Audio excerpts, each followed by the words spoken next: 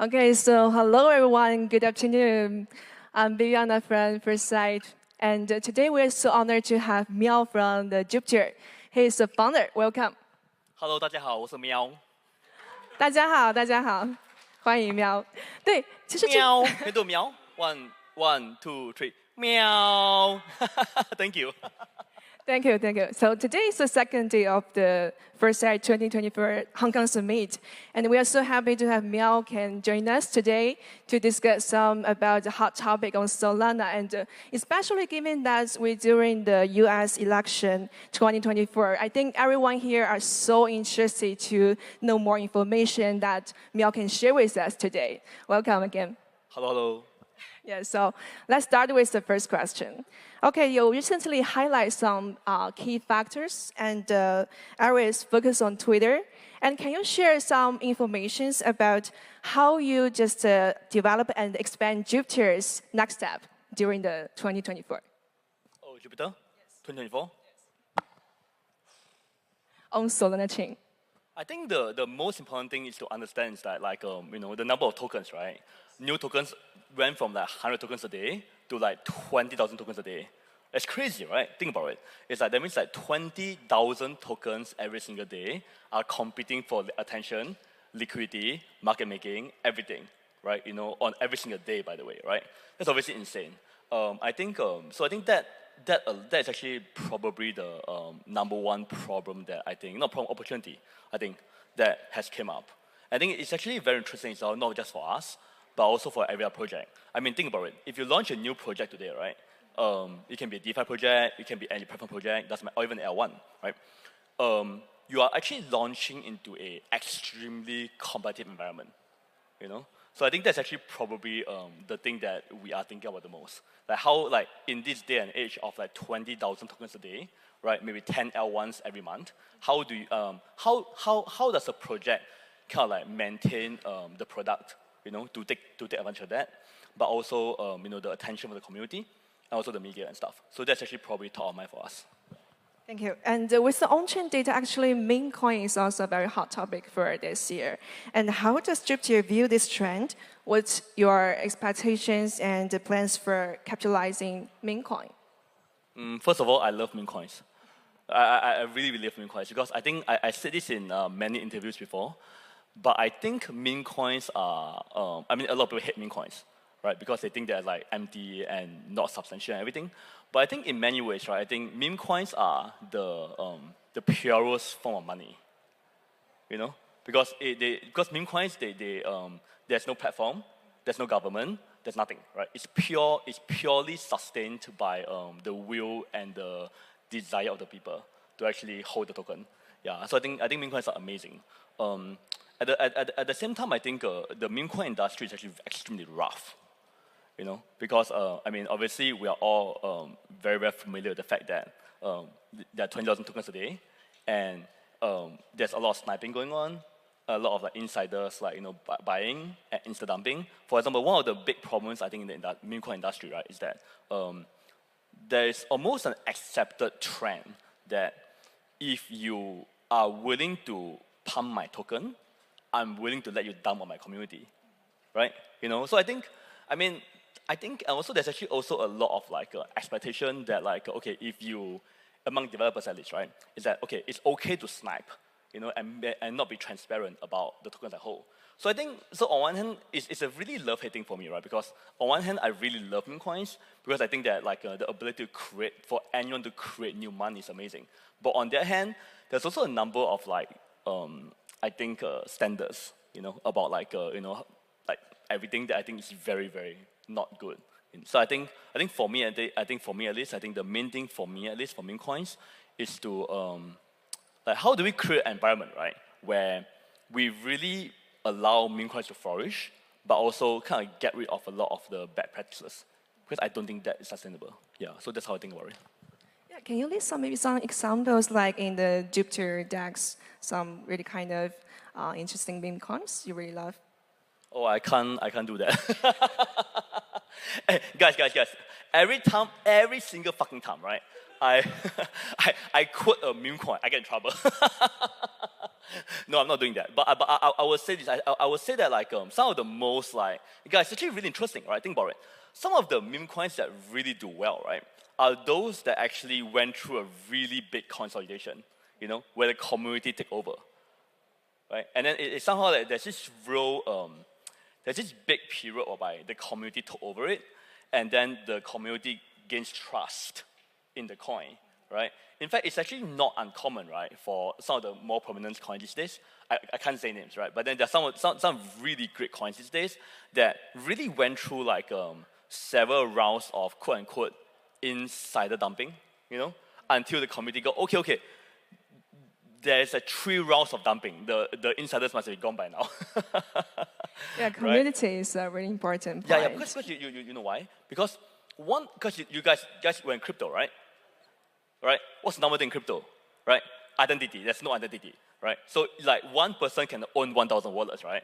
So I've learned that the only thing you cannot fake in crypto, you can fake addresses, you can fake capital, you can fake everything, right?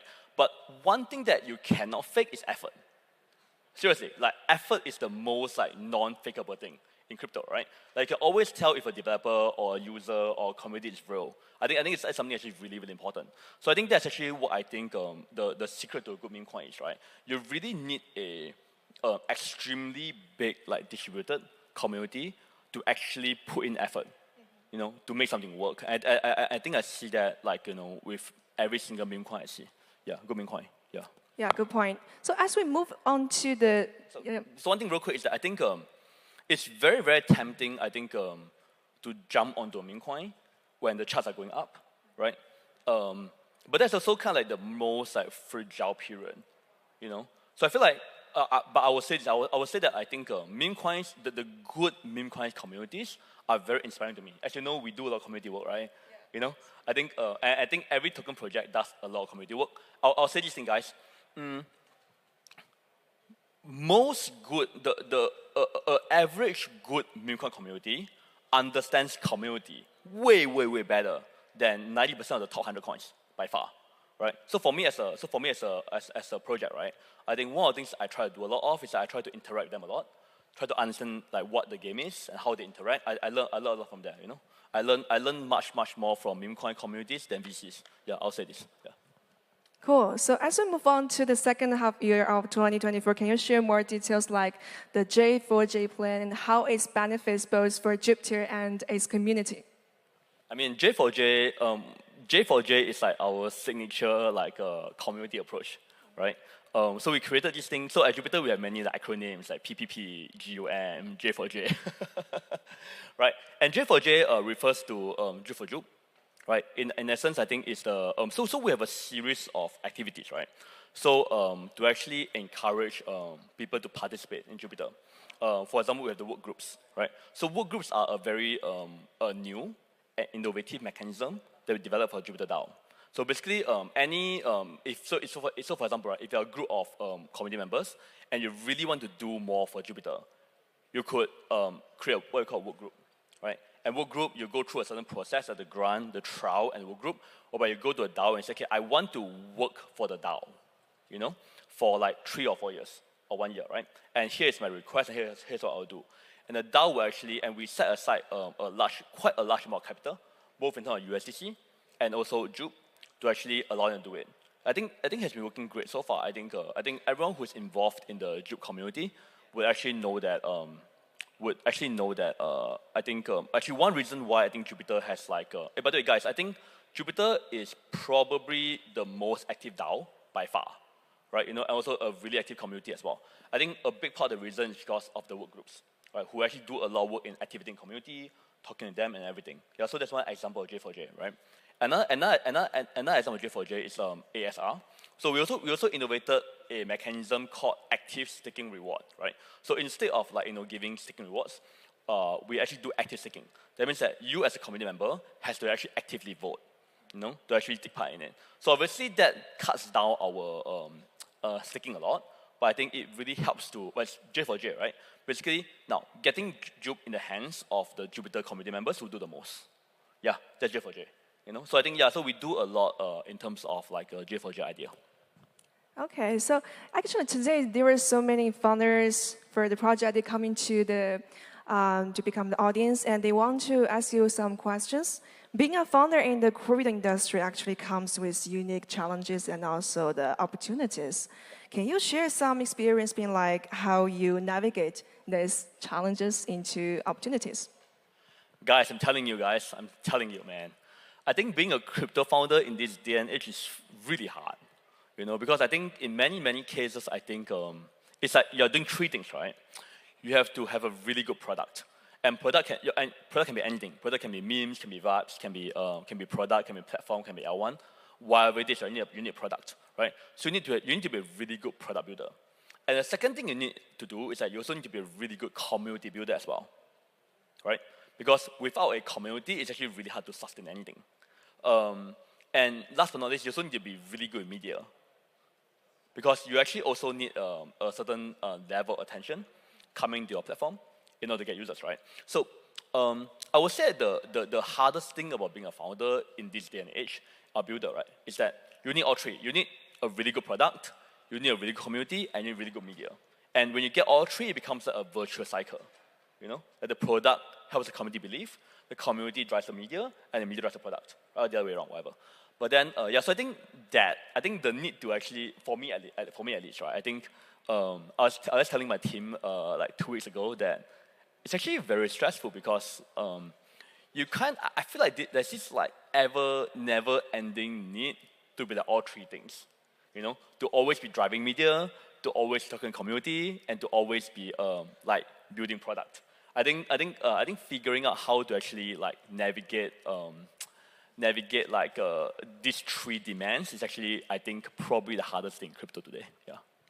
Yeah. Oh, it looks like we're coming to the end. And thank you so much, Meow, for joining us today. And today's discussion, I think, just provide us with so many insightful opinions. And thank you, everyone, for attending. We hope you will just keep supporting Jupiter, and we're going to move on to the next agenda. Thank you, Meow. Okay, are you going to do Meow thing? Oh, yes. Okay. Meow. That's the Meow Alliance, the Meow 联盟。好，谢谢各位，谢谢Meow。